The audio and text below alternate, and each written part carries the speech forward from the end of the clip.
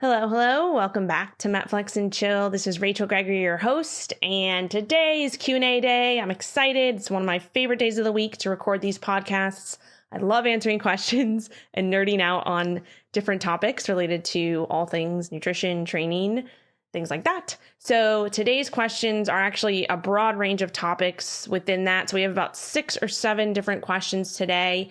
So before we dive into that, I do want to just make a quick announcement. I am doing a giveaway. So one winner is going to be chosen from the iTunes reviews to receive a 1-hour free consult call with me to ask any questions or get any feedback related to your personal nutrition and training protocol. So we're trying to get placed in the top 100 health podcasts on iTunes, and the 5-star ratings and reviews are actually what make that happen. So it would be super, super awesome if you can just take a few minutes to drop a quick rating and review. Even if you're not interested in the free consult call, please head over to iTunes and do that. It really helps. I'm going to leave a step-by-step instruction direction type thing in the show notes for leaving a review on iTunes.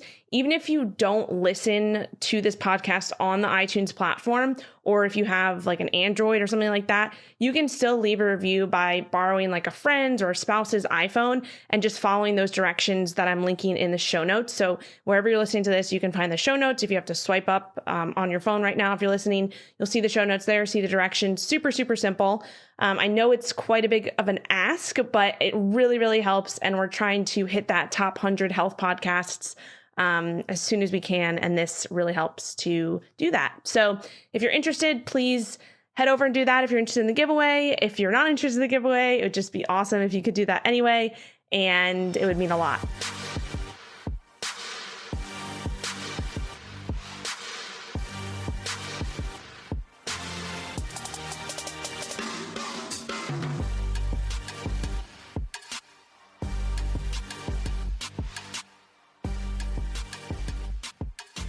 First question we have today. I am pear-shaped and store all of my fat on my lower body.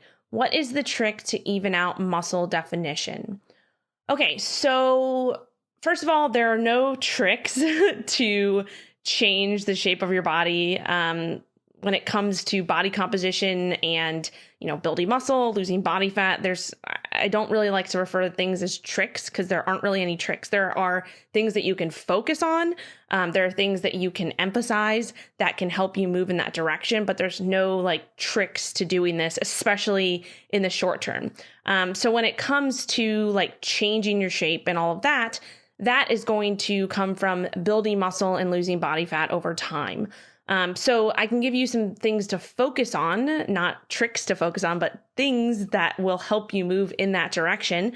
The first thing is following a training program that is structured and emphasizes a balance between upper and lower body training. So with this, I talk about this all the time, but if you are following random workouts that you see on Instagram, if you have no structure behind your workouts, if you're not progressively overloading, if you're not adapting to the stimulus and moving forward from that, you are not going to build muscle efficiently. And you're going to continue to spin your wheels, and it's just going to be very annoying. And trust me, I've gone through this. I've taken many clients through this. So the first thing is just following a smart, structured program that you can build upon each and every week, that you have you're logging your lifts, you know what you're doing, you know what you need to improve on, you're getting feedback from a coach or whatever it may be. That is going to be very, very important. And then when I say a balance between upper and lower body, when you're training, when you're looking, like you mentioned, you store all your fat in your lower body. So if you're not following a structured program that does emphasize lower body, then that's what I just mentioned. That's the first thing that I would do. I would get into a structured program, focus on building muscle in your lower body, because this can actually help change the way that you carry your weight if you do have more muscle in your glutes, your hamstrings, your quads, things like that. So obviously those are all your lower body muscles. So focusing on building those can help change the way that you carry your weight. You'll be building more muscle in that area. And that is going to be very important to do that. The other thing, though, is don't just focus on lower body. You have to have, like I said, have a balance between upper and lower body, especially for women. I know a lot of women kind of get nervous of nervous to build their upper body, right? To build, to lift, focus on lifting their upper body. So shoulders, arms, chest, things like that. But you don't want to neglect that, because your shoulders and your arms are what actually create the overall shape that you have. And if you do have like broader or more muscular shoulders, it actually makes your waist look smaller. So this is something that a lot of people don't think about or realize. Having more muscular shoulders will change the shape of your body. And like I said, make your waist look smaller, which is something that, most women want. I'm going to be completely real here. Most women want to have a waist that looks smaller. And then that in itself will kind of change the overall shape of your body. So that's the first thing to focus on, is just making sure you're following a structured program that has a balance between upper and lower body, and is definitely has an emphasis on lower body, but you're not neglecting your upper body, if that makes sense. So that would be the first thing. The second thing, which is just general, if you want to lose body fat, you have to be in a calorie deficit. You cannot spot reduce body fat like from your lower body. You have to be in an overall calorie deficit. You have to focus on losing overall body fat, and being patient with it. Usually the most stubborn areas for most people are the areas that come off last. So that's where patience comes into play here. Also, if you're more experienced with, lifting and training, and you have maybe been kind of spinning your wheels a little bit and focusing a lot on dieting, in the past, and losing body fat versus building muscle, I would take time to actually focus on the building muscle part, right? So maybe not going into a deficit right away, maybe just focusing on staying at your maintenance intake and building muscle for a good period of time, or maybe going into a slight deficit, so you can, focus on building muscle and maybe, slowly losing body fat over time. So there's so many different ways to go about it. Everybody is different in the ways that they, succeed with setting up their different, phases, whether that's going directly into a fat loss phase, or if it's going into a muscle building phase, or if it's, focusing on body recomposition, like I just mentioned, is, maybe going into a very slight surplus and focusing on, going into a very slight deficit and focusing on building muscle for a period of time. But the biggest thing here is it's going to take time. It's going to take time. It's going to take patience. There's no tricks when it comes to these things. There's things that you can focus on and things that will get you to where you want to be over the long term. If you commit to them, if you trust the process, if you have a plan, if you have a structured plan, that is where the tricks are. The tricks are in the structure, the plan, the patience, and that's what we need to focus on when we're talking about things like this. So hopefully that helps a little bit. Okay, next question. What are your thoughts on training for a half marathon during a bulk? Okay, so my first thoughts when I read this question was I would probably advise against it, to be honest. If you're training for a half marathon, you are focusing on that, right? That's your main goal right now. So you're, running a certain amount each week. And if you're looking to build muscle at the same time, you need to train a certain amount each week in the gym, right? So if your main goal right now is focused on running and getting faster and training for this half marathon, that's probably going to take up a good chunk of your week, right? We only have so much time and so many recovery resources available in 1 week to train whatever it is, running, lifting, anything like that, anything that involves training and exercise. We only have so many recovery resources available for that, right? So you need to prioritize what your main goal is to get the best results possible that you want, at this point in time. So if you want to go into a building phase or a bulk, as you called it, the majority of your training energy should be going to that weight training, to that lifting, since that is what's ultimately going to drive that muscle growth, right? So if you're looking to build muscle, you have to be training adequately and frequently to be able to do that, especially if that's your main goal, especially if you're in a surplus and you want to be using that extra fuel to build your muscles, right? We can't just go into a surplus and hope for the best. We have to be actually stimulating our muscles. We have to be following a training program, like I just talked about in the last question, a structured program to do that. So during a bulk or building phase, like I said, the goal is to put on muscle and size and get bigger. And this is another thing to think about when you're putting on more size. That might not be the best idea when you're kind of looking to probably be as light on your feet as possible during your running, right? So if you're training for a half marathon or whatever it is, a marathon, half marathon, any type of endurance training, typically you want to be as light, quote unquote, light on your feet as you can, which means that you probably don't want to be putting on more weight at this time, right? And we know that to build muscle, and when you're going into a surplus, when you're going into a building phase, you're going to see the scale go up, right? That is the whole goal. You want to be putting on muscle, and the only way to put on muscle is to put on weight, unless you are recomping, which is a different scenario here. But you want, if your specific goal is to go into a building phase or a bulk, you will see the scale go up and you will get heavier, right? Because you're putting on muscle. Muscle weighs something. So if your main goal is to train for a half marathon, it's probably not a good idea to be focused on building or bulking at the same time, because they're just kind of opposing things. We know that in the research, it shows that higher impact cardio is also more likely to interfere with muscle building than lower impact cardio. And I would say that running on pavement definitely qualifies as a higher impact exercise compared to things like maybe cycling or swimming, for example.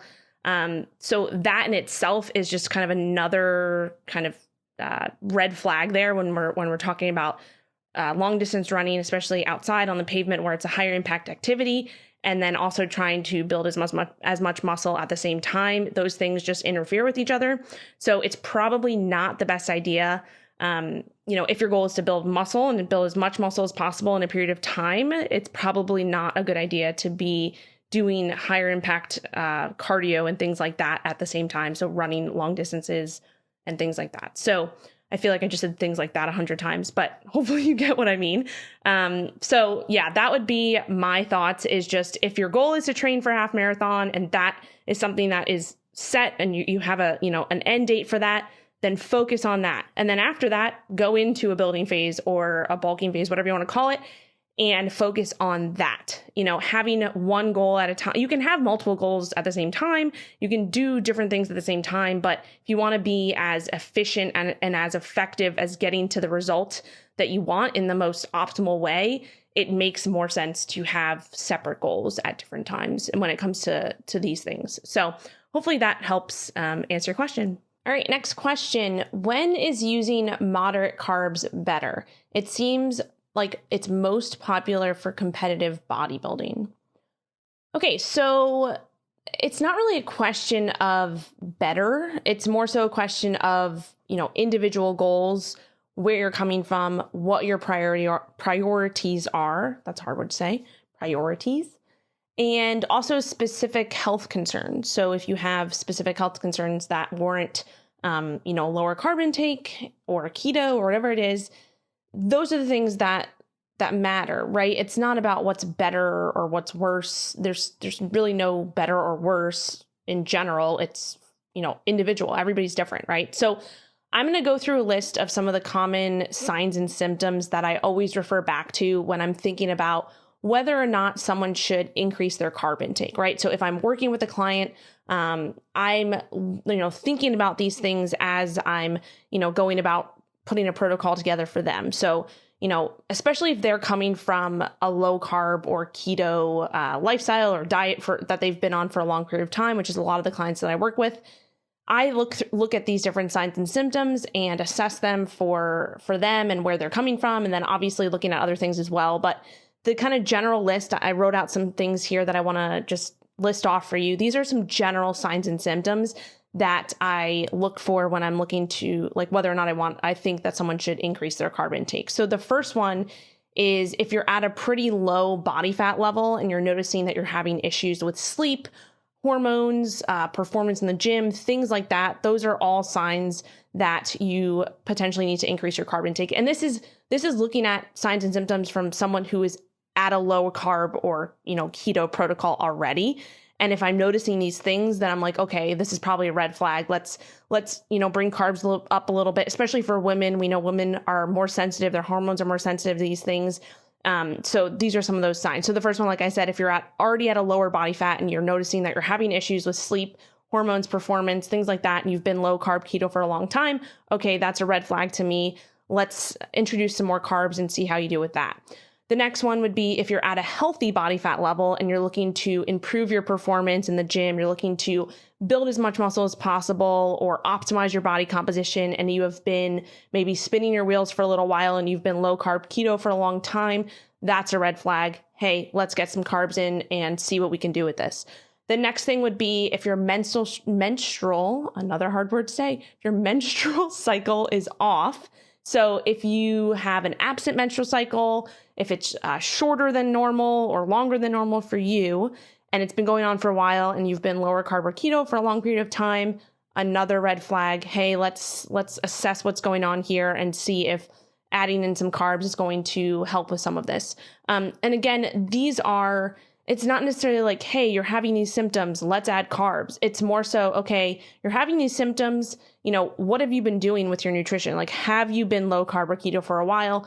But okay, that's one thing. Then what else is going on? Like, has your stress gotten super, super high? Have you been fasting for like a long time, for long periods of time? Like, there's all different kind of scenarios that go into this. So it's not just that, I'm saying, hey, this is your symptom, so carbs are going to fix it. That's not what I'm saying. I'm saying, hey, this is your symptom or your sign that's going on, and we need to look at what's been going on the last few months and assess from there. And if you have been lower carb or keto, then okay, let's do what we can and see if increasing carbs a little bit will help with that. Or maybe maybe we don't increase carbs yet. Maybe we focus on sleep and stress and things like that. So again, I'm just trying to answer this question as best as possible, but realize that like everybody is their own individual and everybody has different things going on in their life. So it's not like a blanket statement like, hey, this is the sign, so you need to increase carbs. It doesn't work like that. But with that being said, these are some signs and symptoms that could warrant increasing carbs.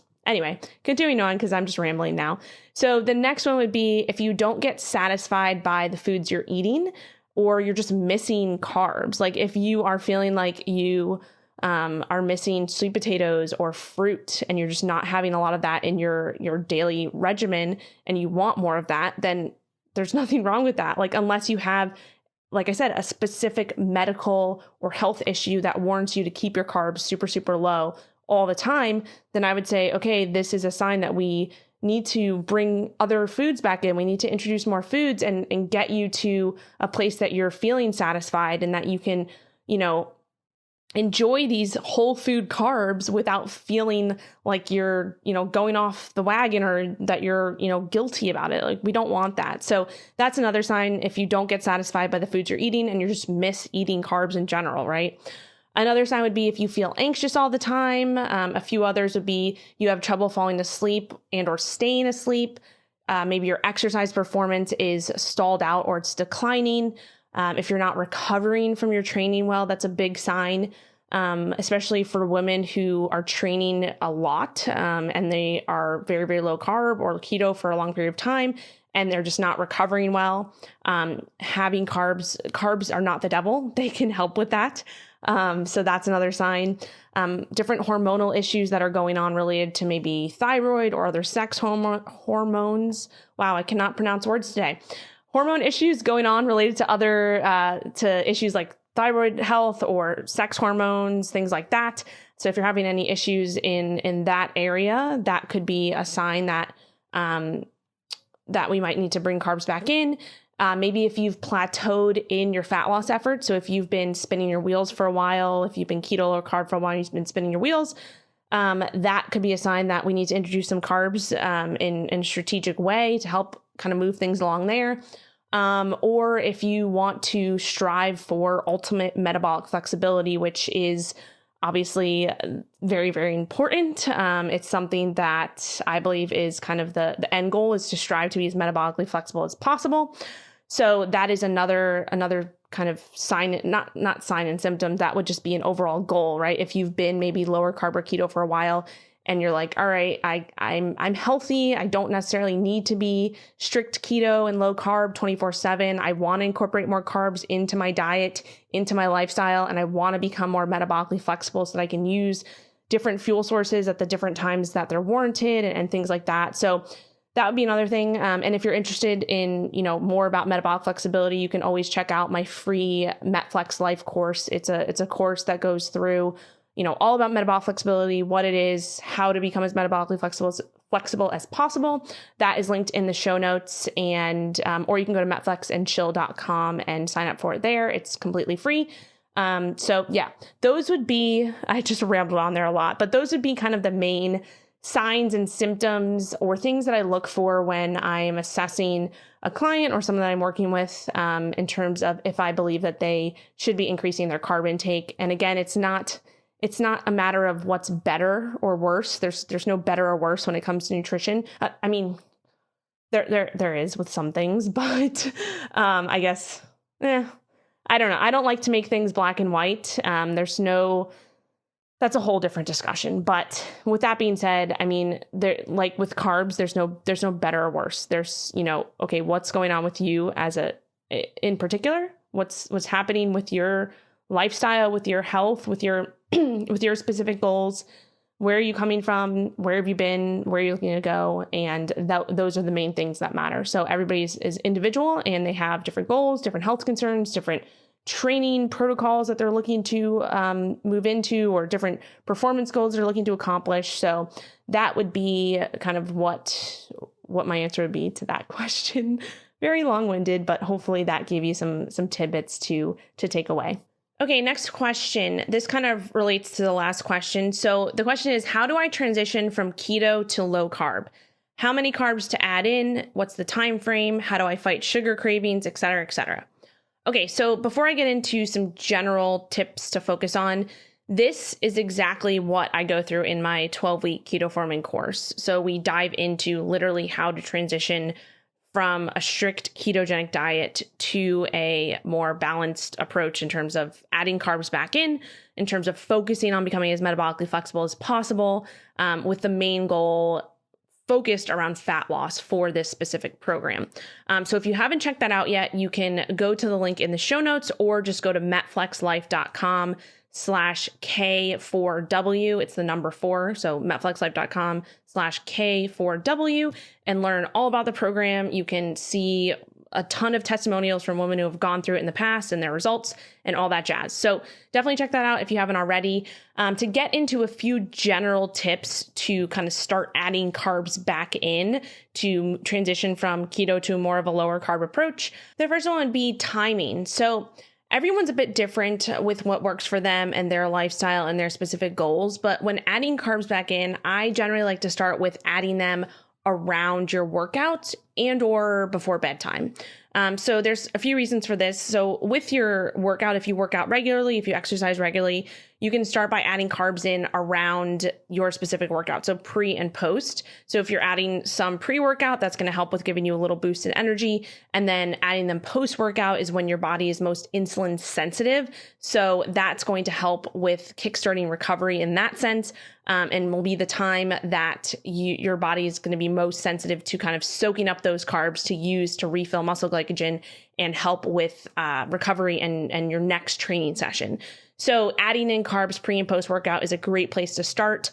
I would this is just general, maybe start with like 10 to 15 grams pre-workout, and then maybe like 15 to 20 post-workout, and then titrate up or down from there, depending on how you respond to that, how you feel. So that would be kind of the first step, is adding those carbs in around your workout if you are working out regularly. If you don't work out regularly, maybe start by adding them at dinner or as a pre-bed or kind of dessert type thing. So like a snack before bed. The reasoning for this is there's one thing that I found very, very helpful for myself and my clients, especially with those who are transitioning from a lower carb or keto approach and they're having issues with sleep. If you have issues specifically with waking up in the middle of the night, actually consuming fruit in your nighttime snack is a good option, because we know that fructose, which is the main sugar in fruit, can actually help fuel your liver throughout the night, which can prevent a blood sugar drop that may be contributing to that kind of middle of the night wake up.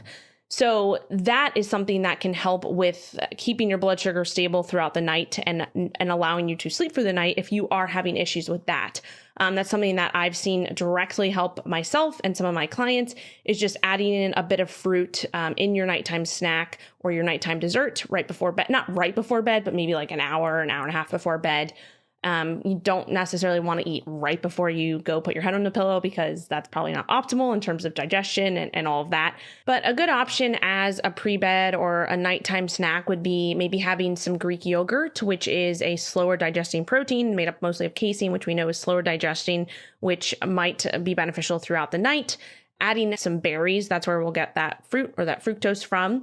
That's going to be a good option, because we don't necessarily just want to have a huge bowl of fruit without any other carbs and fats, any other protein and fats in there, because that can lead to a spike in blood sugar right away, which we don't really want. So we want to pair it with either a protein or a fat source to help slow that digestion down. Obviously, fruit does have some fiber in it. So if you're having fruit that has like an apple with the skin, that's going to have more fiber than having just like the apple without the skin. And the fiber itself will slow down that digestion. But just to be safe, we do want to add some extra protein or fat along with that, So Greek yogurt with some berries is a good option. You can even do like a drizzle of honey in a cup of hot tea if you don't want to have like food right before bed. Honey has both fructose and glucose in it, so that could be a good option. And then maybe pair that with like a small piece of dark chocolate. That the fat in the dark chocolate will help slow that digestion as well. So that's another option if you don't want to have like a huge bedtime snack, but you do just want to get the benefits of having a little bit of fructose and a little bit of fat to kind of fuel you throughout the night. That's a great option. So those are two of my go-to snacks, and two of the ones that I recommend for clients, and they really like that. So that would be kind of the first tip, would be just focusing on, when you're going to start incorporating carbs, okay, when do I do that? So it'd be either pre or post workout, or pre and post workout, or pre-bed. Those would just be two options. Again, everyone is different. So some people might do much better by incorporating carbs with their breakfast, and that might fuel them for the day and make them feel good in the morning if they're having issues with energy in the morning, if they've been lower carb or keto for a while. So there's no like black and white here. It's very much a gray area, and it's very much testing out and seeing what things work for you. But from my coaching experience, from my personal experience, I found that the best options for going from a strict keto to more of a lower carb or even a higher carb approach are to add those carbs in around your workout, and then also pre-bed to help with that. Sleep. So that would be the first thing. The second thing would be just in general, I talk about this all the time, when you're looking to incorporate more carbs, focusing on whole food carbs, right? So not moving towards like the packaged stuff, not going for the chips and the cookies and whatever it may be. That's just probably going to be a recipe for disaster. It's going to lead to more cravings, more blood sugar spikes, things like that we don't want. So choosing whole food carbs, so starting with vegetables and fruits, sweet potatoes, squash, maybe some rice, fruits, things like that. Those will be your best options. This is especially important. I just mentioned cravings. This is especially important if you feel like you're constantly fighting sugar cravings. So within this question, part of the question was asking about how to fight sugar craving. So if you feel like you're constantly fighting sugar cravings, and that's the reason why you went to more of a low carb or keto approach, it's not the actual sugar cravings. For some people it is, but for most people, it's more so the hyper palatable foods that contain both high amounts of sugar and fat. So when we think about, cravings, right? We think about maybe, cookies and ice cream and things like that. And we associate those with sugar cravings because they have a lot of sugar in them. But what we don't think about is that those things also have a lot of fat, and they're very hyper palatable. So that's more so the issue. The issue isn't necessarily like I am having sugar cravings and that's why I don't want to consume carbs. That's part of it, but it's also the hyper palatable and processed foods that makes up more of those cravings that are occurring. So when you're craving those things, you're craving the hyper palatability of it. You're not necessarily craving just the sugar itself. Like you're not going to go, take a spoonful of white sugar and like suck it down, right? That is not generally what we think about when we're craving sugar. So that's just something to keep in mind. It's the hyper palatable foods that are really causing those cravings. So, and this is another thing too, like even if you're like consuming a lot of low carb or keto treats that are, quote unquote, sugar free, those can increase cravings because again, even though they're sugar free, it's not so much the sugar, it's the hyperpalatability of those foods that trigger your brain to want you to eat more and more, right? And so we need to just really distinguish between, sugar cravings and another hard word. I cannot talk today. We need to distinguish between sugar cravings and hyperpalatable food cravings because there's a difference there. Those hyperpalatable foods are made up of fats and hyperpalatable things that want you, chemicals and things that want you, that trick your brain into wanting more. So that's something that, it took me a long time to kind of realize that too, especially when I was strict keto, low carb for a while. I was like, one of the reasons why I did that is because I was, it helped to stave off a lot of cravings. But then I realized like, hey, those cravings are coming from those hyperpalatable foods, mostly, not just the sugar itself. So anyway, that's something to think about. And another tip when you're adding carbs back in, and I kind of already talked about this in the first tip, is just try to always pair your carbs with a fat and or a protein source to help keep that blood sugar stable and to help slow that digestion down, or at least slow that blood sugar spike down, or actually prevent it altogether. We want to make sure that we're not just adding carbs in like naked carbs, or you're just consuming like maybe you're consuming like a huge bowl of fruit on its own. You don't necessarily want to do that because that is going to lead to more or a higher blood sugar spike versus if you had that with a little bit of fat or protein alongside it. Same with like a potato. You don't necessarily want to just consume a potato on its own, adding a little bit of protein or fat along with that. And usually just a potato on its own doesn't taste that great. But you also want to be careful there because you can have a potato, right? Like a baked potato with cheese and sour cream.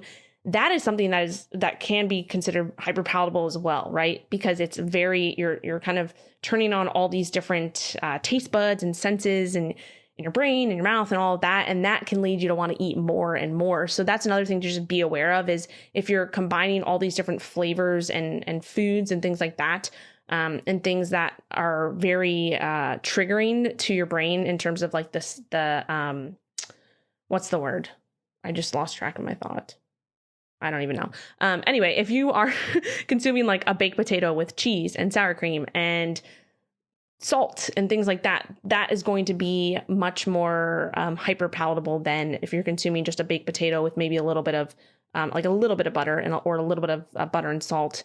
That would be probably more advantageous if you're looking to kind of control those cravings and control those hunger signals, right? So anyway, now I'm just rambling on, but that would be kind of my last main tip for that. But the other thing is ask for help, right? If you have been keto or low carb for a long time, it's hard. It's hard to transition from that, and it's hard to even think about bringing carbs back in because you've literally trained your mind and your body to not have carbs, right? So it's okay to ask for help. It's okay to ask for guidance. When I made the transition myself to adding carbs back into my lifestyle, I was scared, right? I struggled with carb phobia. I struggled with eating a sweet potato. Like it's real. And there's no issue with that. Like there's a lot of people who are struggling with it, especially if you're coming from a strict keto or low carb diet. So don't be afraid to ask for help. When I finally asked for help and I got an outside perspective, I hired my own coach. That's when things finally started to click. That's when I could get out of my own head and really, see the big picture and see what I was doing and what things I could start to implement to make positive changes. And it was life-changing. Like I completely changed my body composition. I completely changed the way that I look at nutrition and it was great. So anyway, now I'm rambling on because that's what I do. But anyway, if you are struggling with transitioning from keto to low carb, or even from low carb to bringing more carbs in, definitely check out my Keto for Women program. That is just a 3-month, 12-week deep dive into bringing carbs back in, focused more so on, fat loss as the main component of that, while introducing more carbs, while also using keto as a tool throughout that program, right? We're still using keto and low carb, but we're bringing carbs back in. We're, learning the basis of this so that you can, go off on your own and become more as metabolically flexible as possible and enjoy your life, enjoy, a little bit more balance and all of that. So that's all I got for this question. All right, we got 2 questions left today. The second to last question: I do very strenuous morning hikes several times a week. What are good pre-workout food options? Okay, so I jotted down some of the pre-workout food options that I would recommend, and this is I categorize them into whether or not you're going to eat right before your workout, or eat during it, like on the way to your hike, if it's more of an on-the-go option, versus if you're gonna, sit down, like if you wake up a little bit earlier and you sit down, you actually have, a snack or a small breakfast, like 30 to 60-ish minutes before you go out on your hike.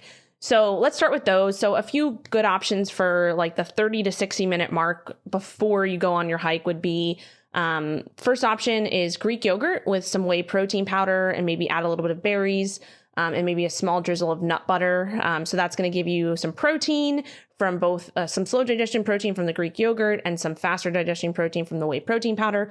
The berries are going to give you a little bit of carbs to give you a little bit of energy in that sense. And then a small drizzle of nut butter is going to be a little bit of fat to help slow the digestion down just a bit. We don't want too much fat in the pre-workout meal or snack or whatever it is, because we don't want to slow digestion down too much, because that will have you, obviously digesting longer as you go into the hike. And if it's a very strenuous hike, like you mentioned, we might not want that. So that's a good option. A few other options would be maybe some overnight oats with protein powder, some berries, maybe another drizzle of nut butter. That's an easy option to throw together the night before. Maybe some rice cakes with deli meat and a small dollop of mayo or guacamole on top. That's more so, it's not like a typical breakfast or typical breakfast snack, if you want to call it, but that's going to give you, the rice cakes are going to give you a little bit of quick energy from the carbs in that. And then the deli meat, turkey or ham or whatever it is going to give you your protein. And then that small dollop of mayo or guac is going to give you a little bit of fat to just slow that down a little bit. Because if we're talking strenuous hikes, I'm assuming these are pretty long, at least maybe like half, like, I don't know, 45 minutes or longer. But that usually hikes are like 45 minutes or longer, I think, at least the ones that I've been on. So we do want to have a little bit of fat in there as well. So that would be an option. You can also do like a rice cake with a soft boiled egg on top. That's a simple kind of morning snack, faster digesting, but you're going to have obviously the carbs from the rice cake, and then the protein and fat from that egg. Sometimes what I do, if I'm looking for like a really quick snack before a workout, I'll just microwave an egg in a small bowl. I'll put it in the microwave for like 45 seconds to a minute, and it'll become just a quick soft boiled egg, and the bowl shapes it to be perfect to just pop right on a rice cake. And it's a just super simple, fast kind of snack there. So that would be an option, or those would be some options for that, like 30-ish to 60 minutes before you go. And then if you're looking for options like on the go, in terms of bringing them with you on the hike, or having them like as you start your hike, a few good options would be jerky. So like any type of jerky that you enjoy. And you could even maybe add a drizzle of honey on this. It sounds really weird, but it's actually really, really good. So with that jerky, the jerky is going to give you the protein and a little bit of fat, depending on what type of jerky you have. It might also have a little bit of carbs in it, depending on if you get, depending on the brand of the jerky and what else it has in it. But the drizzle of honey will give you a little bit of carbs, a little bit of energy in that sense. And it's actually really, really good. So don't knock it till you try it. Another option for on the go would be, a protein bar, or maybe you do half a protein bar and maybe a piece of fruit. That's another option. And then another quick one, this is more like a drinking option. So if you want to throw like a half a scoop or a full scoop of whey protein powder into a water bottle and sip on that to give you a little bit of protein. If you're going, a little bit of protein as you're going throughout your hike, especially if you are just like, you're not someone who likes to eat a lot in the morning, you just want to sip on something as you go, that can be an option. Or Superstarch is another option. I've talked about this a lot in the past. If you are doing strenuous activity, this is a very slower digesting carb. It sort of acts like a fat in the sense of the digestion rate of it. So that could be another option to give you some sustained energy for that hike, depending on how long it is. But yeah, those would be just some examples. Again, it's very individualized to how you personally feel with the different types of foods you're consuming, especially, playing around with the timing of it, closer to the hike versus further away, and what you feel best with in terms of digestion, energy, all of that. But those would be some options that I would recommend. And yeah, that would be my answer to that question. Okay, last question of the day. Do you take pre-workout? The $1 million question. No. Okay, so I sometimes take pre-workout. Typically, though, my form of pre-workout, I've talked about this in the past, is coffee. I love coffee. I typically use that as the caffeine component of my pre-workout, because I work out typically like around between 10 and 11, sometimes 11:30. So I have a few cups of coffee in the morning that gives me my caffeine. I drink Purity Coffee. If you haven't heard of it, it is thebomb.com. I will link in the show notes if you want to check it out. That's my favorite coffee. And they have also sponsored, or they're thinking of sponsoring the podcast. I don't know, but maybe in the future, hopefully. Anyway, that would be my personal go-to for caffeine when it comes to pre-workout. We know caffeine is the most quote unquote ergogenic aid. So that's going to give you a nice boost for your workout. I will talk a little bit more about that in a second, because we don't necessarily want to be relying on a bunch of caffeine to get us through our workouts. That's not what I'm saying, but caffeine can help with giving you a little boost. Another thing to think about, and this is something that it took me a long time to get in the groove of doing, is adding salt and sodium, or salt, which is sodium, right before my workout. So that is, I consider that part of my pre-workout, is having a fourth or a half a teaspoon of salt. I've been doing this for a few years now, and it's made a huge difference. Even if you aren't low carb or keto, adding salt pre-workout can have a huge benefit. We know that it just helps with blood flow. It helps with the muscle pump, all that jazz. And it's a great trick, I guess you could say, that a lot of people don't necessarily think of. So adding a fourth to a half a teaspoon of salt right before your workout is a great option for adding that to your pre-workout. So those would be the two things that are like not non-traditional, but not like a part of a pre-workout supplement. Although a lot of pre-workout supplements nowadays do have salt in them, because they've caught on to that, But besides that, I do sometimes take a non-stim pre-workout. So when I say non-stim, that is just means there's no caffeine in it. I don't do this like every single session, but it's more so on my higher volume sessions, or if I'm in a deficit and I need a little bit more energy or a little bit of a boost going into my workout, a little bit more focus. Or if I am training in the afternoon and I need a little bit of a pick-me-up, having a non-stim pre-workout is a great option there. Because again, it doesn't have any caffeine in it, but it does have some supplements in it that help with focus, help with that muscle pump, things like that. So before I tell you more about the pre-workout that I personally use right now, I want to go over a few things that I look for when I'm choosing a pre-workout, just so that you kind of have an idea of things that maybe you can look for when you're choosing a pre-workout. So the main things that I look for in pre-workout supplements, if I'm going to have one, the first thing is just making sure that the ingredients are science-backed and that they have clinically effective dosages of each ingredient. So a lot of pre-workouts cut corners and they skimp on, especially ingredients that are more expensive to source, they skimp on those in their formula. So you want to make sure that you are getting clinically effective doses of the ingredients in your pre-workout, because if you're not, then you're basically just missing the mark there and you're just spending money on something that's not going to be super effective because it doesn't have an effective dose. So that's the first thing I look at, is just science-backed ingredients. Are they dosed appropriately? And I'm going to go over a few examples of a few of the main ingredients that I look for and their dosages or their effective dosages. Then I also look to make sure it's third-party tested and it's from a trusted company, right? There's so many supplement companies out there. So you want to make sure that you're getting something from a company that you trust. that you know tests their products, that it's tested from an outside source. That's what third party tested means. So that would be the main things I look for when I'm looking for a pre-workout supplement. And then also, if I'm looking for, like I said, I take mostly non-stim pre-workouts because I get enough caffeine from my coffee. But you also, if you do want a pre-workout that has a little caffeine in it, just make sure it doesn't have too much caffeine, or like I said, choose the one that doesn't have caffeine in it at all, and then maybe control the caffeine amount yourself.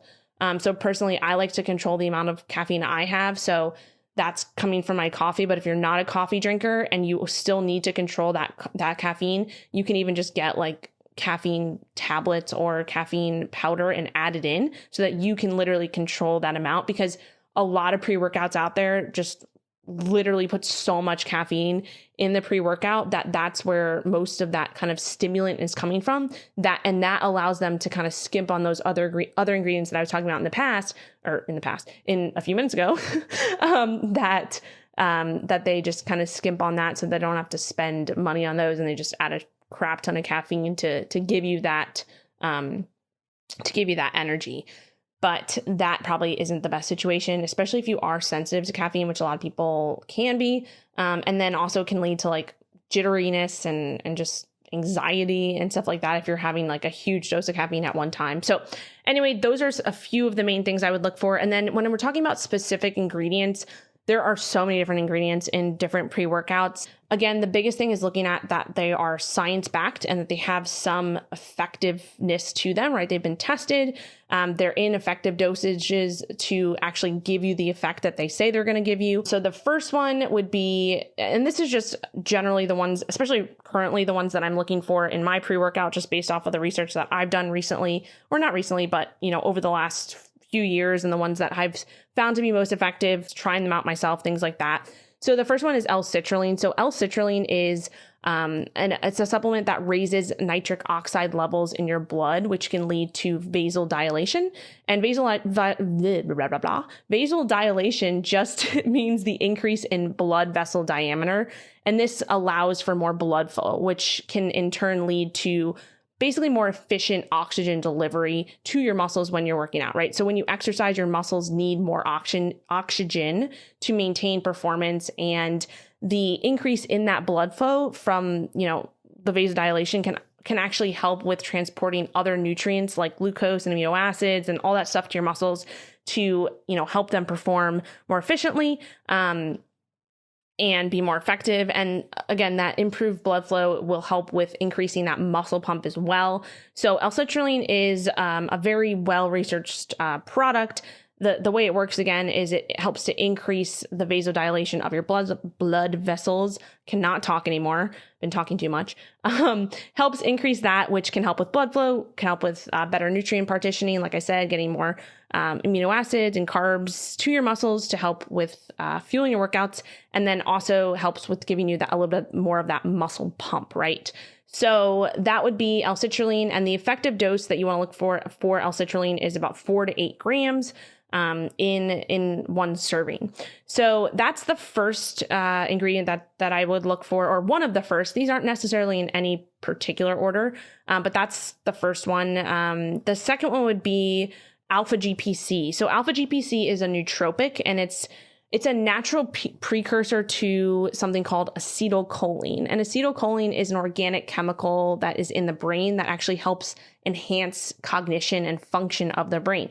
Alpha GPC has been studied a lot. It's been researched, especially recently. There's been a lot of recent research coming out on alpha GPC and its effectiveness. So supplementing with alpha GPC can actually help you get a little bit more in the zone and enhance focus for your workout. Sometimes I take alpha GPC on its own if I'm looking to, if I had a crappy night of sleep and I have a lot of work to do and I really need to focus. Sometimes I'll supplement with alpha GPC because it helps with that focus and helps just get you in the zone when you're looking to work. And then also during your workout, it's a great option for that.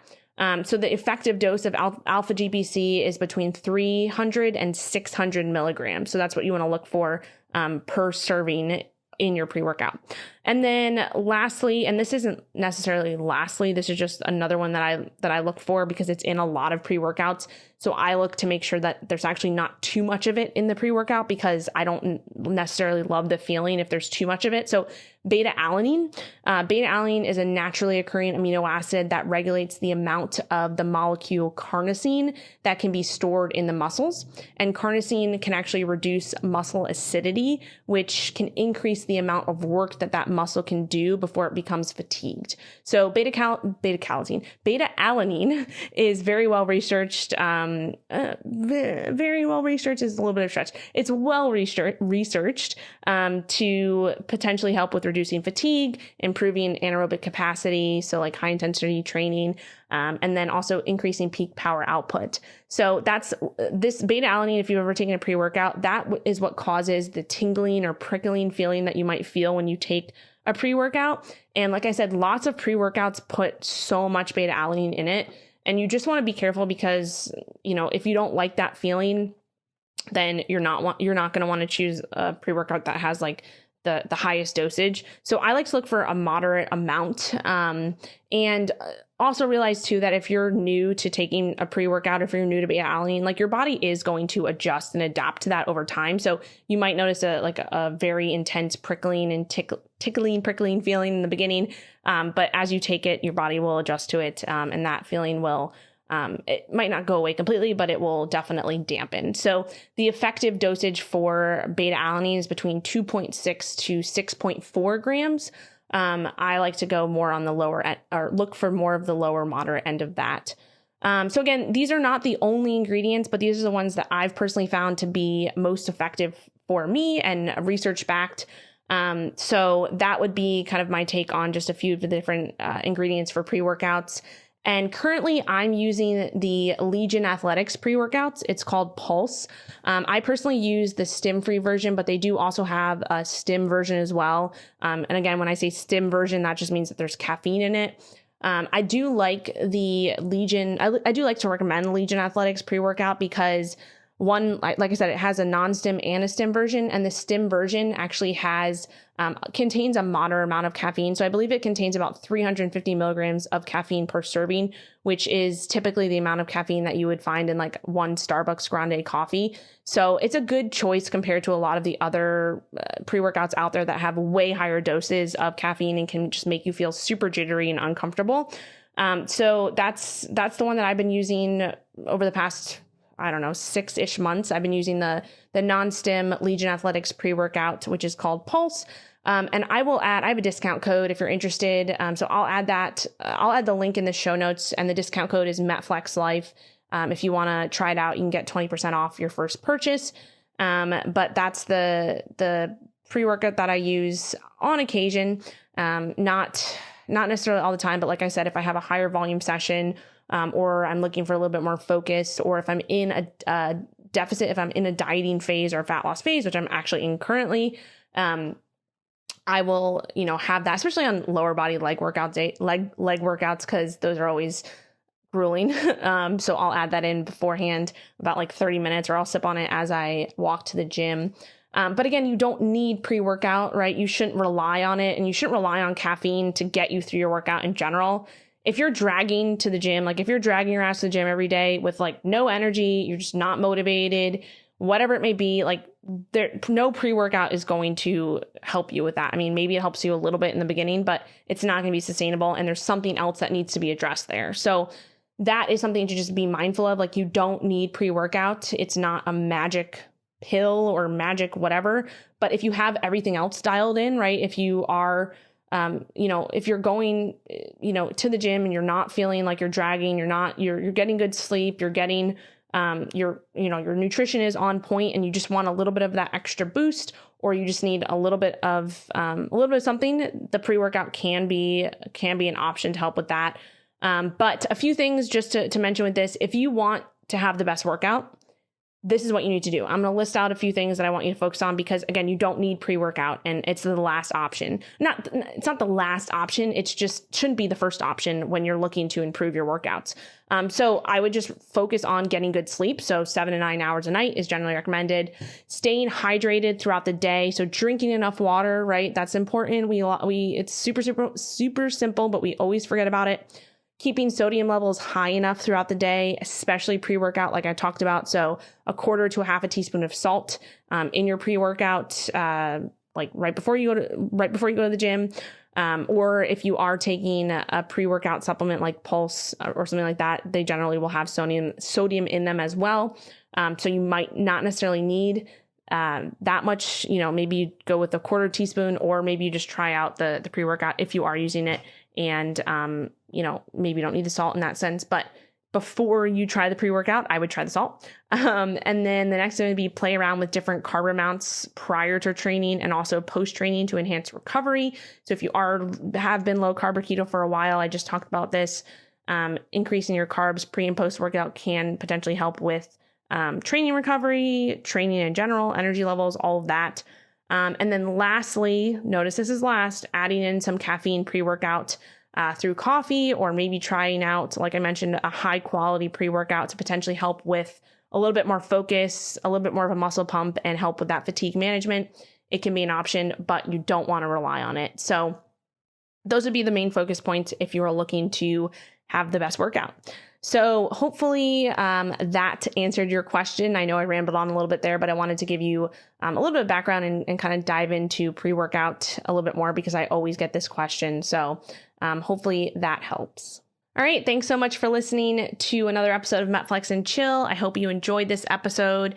And if you did, it would be amazing if you could leave a rating and review on iTunes or whatever platform you use to listen to the show. You can typically leave a rating and review there, but we are trying to get placed in the top 100 health podcasts on iTunes. And those positive ratings and reviews are really what make that happen. So I will leave a step-by-step kind of directions for leaving a review on iTunes in the show notes. And like I mentioned in the intro, even if you don't listen on the iTunes platform, or even if you don't have an iPhone, you can still leave a review by following those directions and maybe just grabbing your spouse's or friend's phone, or just going on your laptop or your iPad and going to the iTunes app. The directions are in the show notes, so check that out. It would mean a lot, and you will be entered into the giveaway for a free consult call with me to chat all about your nutrition and training, and to give you feedback and answer your questions and all of that. So again, it would really help, and I would really appreciate it. All right, I'll chat with you next time.